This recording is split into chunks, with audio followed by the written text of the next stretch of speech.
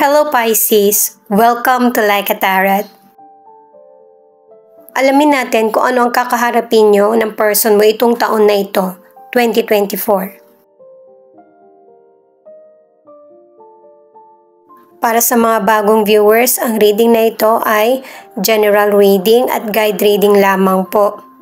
Kaya kunin mo lang yung akma sa sitwasyon mo. At kung kailan mo napanood ang reading na ito, yun ang start ng 1 week reading para sa'yo. Ikaw na bahala magpalit kung si person mo ito o ikaw. Ikaw muna yung babasahan ko ng cards. Mamaya na lang yung person mo. 3 of Cups, the Strength, at 5 of Pentacles. Sa mga cards na ito ipinapakita na merong mga magandang nangyayari sa buhay mo, ipinapakita mo na masaya ka, at saka yung katatagan,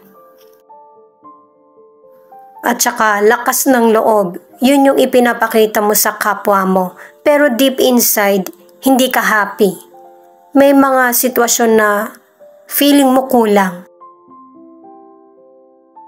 O kaya may sitwasyon na mali na hindi mo makumpronta. Sa career, lalo na sa negosyo, merong person na magpapakita ng interes na kapareho mo din nang naiisip patungkol sa negosyo. May maitutulong siya sa iyo. Kumbaga, kaalaman.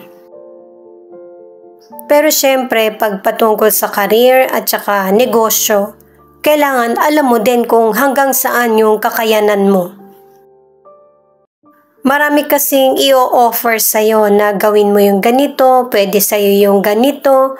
Kailangan suriin mo muna para hindi maging unhappy yung magiging sitwasyon mo.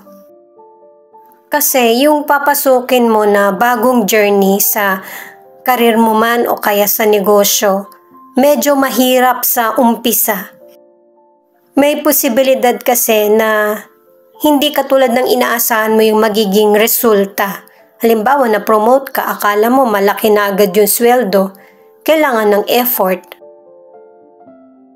At saka pasensya, ganun din sa negosyo. Ito yung additional card mo, the Star.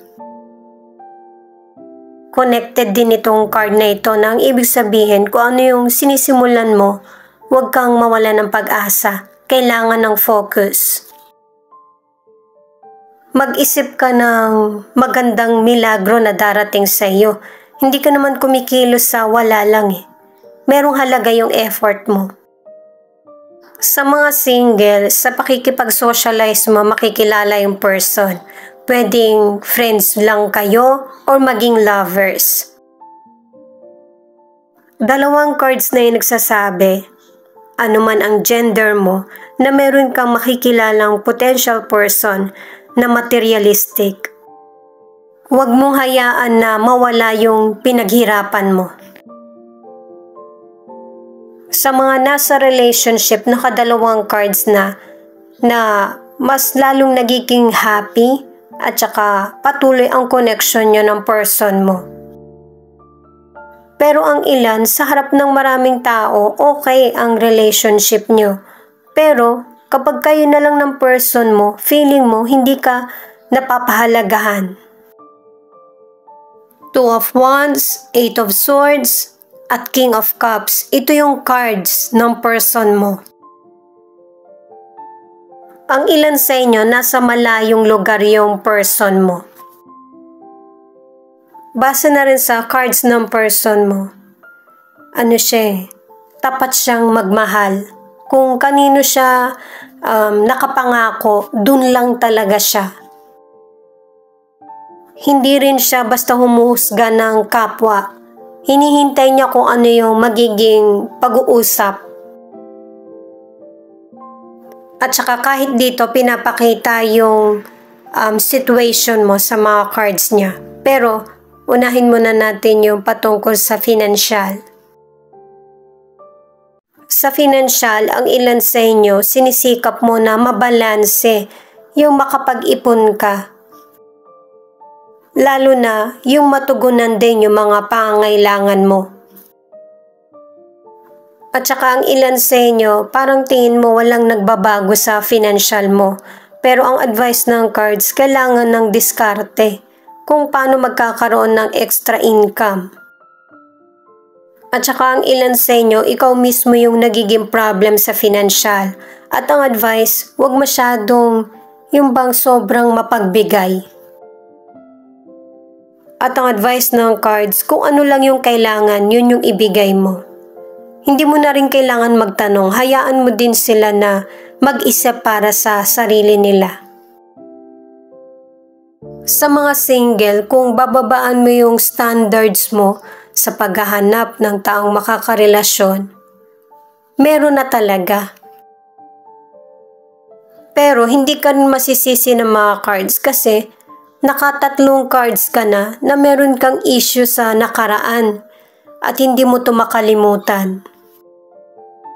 Kaya ganun na lang yung nais mo na makilala ng husto yung potential person o yung person na gusto mo.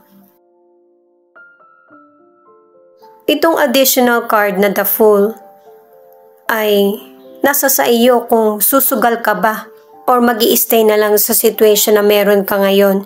Kasi nakatatlong cards ka na merong mga magandang opportunity at saka new beginning na mangyayari sa buhay mo.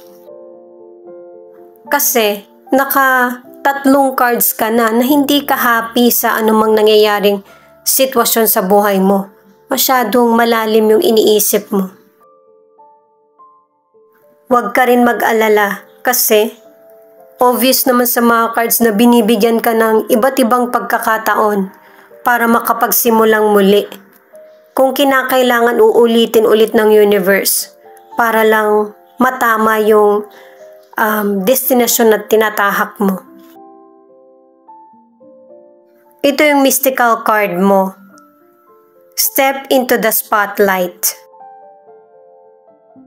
Yung mga na-experience mo, bukod sa marami kang natutunan, kailangan mo ding i-share yung kaalaman na meron ka.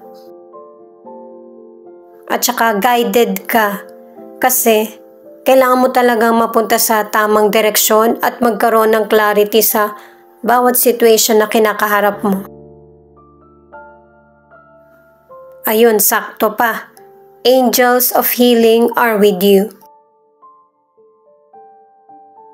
Blessed ka kasi magkakaroon ka ng healing at saka palalakasin ang loob mo ng guide mo. Ituloy ko lang para sa mga nasa relationship na ang ilan sa inyo naghihintay ka lang ng tamang pagkakataon para masabi mo yung totoong nararamdaman mo. May posibilidad na isa sa inyo or pareho kayo ng person mo na feeling hindi kayang harapin yung problema. Pero ang ilan sa inyo, darating yung panahon na wala ka talagang magiging choice kundi sabihin kung ano yung katotohanan. Ito naman yung angel number mo. 88. Keep love in your heart. A life without it is like sunless garden when the flowers are dead. At saka ang ilan sa inyo, sa future ka na nakatingin eh. Talagang pipiliin mo kung ano yung mga bagay na makakapagpasaya sa iyo. At saka di ba nga ang ilan sa inyo hindi nyo kayang harapin yung problema na kayong dalawa lang, kaya ang ilan sa inyo pinapaabogado nyo na ito.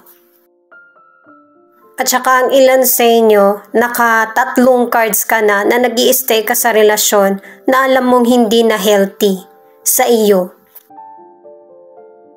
Pero nananatili ka pa rin sa relasyon nyo ng person mo kahit na gusto mo nang tapusin ito. Idagdag ko lang guys merong single parent na nag-iisip kung magpapamilya ba or sila na lang ng anak niya. Page of Swords, Five of Cups, at the Death. Kahit marami nang nasabi, ito yung mga cards para sa solution. Sa cards na ito ay pinapakita na meron kang mga plano, gusto mo makipag-communicate at yung magpakatotoo sa sarili mo. Merong pagsisisi at saka disappointment at saka pagbabago sa sitwasyon sa mga cards na ito. Ang ilan sa inyo sa kalusugan, kailangan mo ng check-up kasi magkakaroon ka ng health issues. Kung binibigyan ka na ng sign, dapat na talaga na magpatingin. Sa aksidente naman, hindi mo talaga makikita yung problem sa labas kasi kalimitan ang nagiging problema sa loob ng katawan. Kaya kailangan ng check-up. At saka ang advice ng mga cards ay stay happy. Gawin mo yung mga bagay na makakapagpasaya sa iyo. Sa mga nasa relationship, nagkaroon kayo ng problem ng person mo na lumaki. At hanggang sa hindi nyo na ito napigilan pa at nauwi kayo sa hiwalayan. 2 cards na yung nagsasabi niyan. Sa mga single, may changes na mangyayari. Kasi kung noon puro kabiguan, darating na yung long-lasting na love na para sa iyo. Itong 9 of Cups naman, meron kang kakarepin na challenges at saka mga bagong oportunidad. Kasi ito yung landas na tinahak mo, yung landas na makakapagpasaya sa iyo at yung mga oportunidad na mas magbibigay pag-asa sa iyo.